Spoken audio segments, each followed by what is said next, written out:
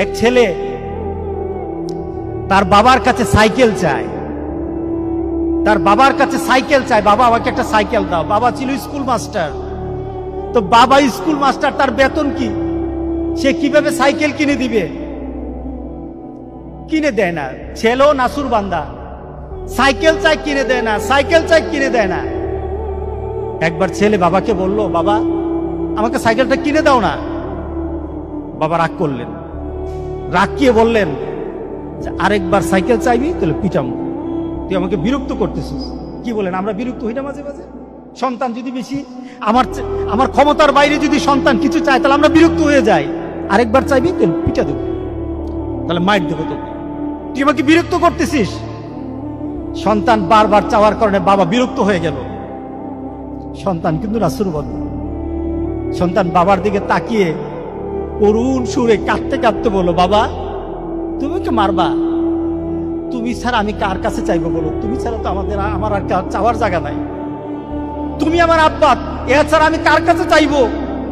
দেওয়ার ক্ষমতাও যদি তোমার থাকে তোমার কাছে চাইবো, না চাইলে সেটাও তোমার কাছে চাইবো। আমি কার কাছে চাইবো বলো? তুমি আমাকে ফিরিয়ে দিবা, কিন্তু আমি ফিরিয়ে দিলে দিতে পারো, কিন্তু আমি কার কাছে চাইবো? আমার তো তুমি ছাড়া কেউই নাই। বাবার সাথে সাথে ছেলেটাকে বুকের মধ্যে আঁকড়িয়ে ধরলেন। বাবা তুই আমাকে এমন একটা কথা শুনালি, যা তোকে আগামীকাল সাইকেল কিনে দেব।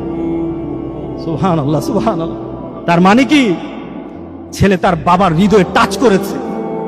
তার কথার মধ্যে আবেগ ছিল, ভালোবাসা ছিল, নিবেদন ছিল যে বাবা তুমি না দিতে পারো, কিন্তু আমার তো তুমি ছাড়া কেউই নাই।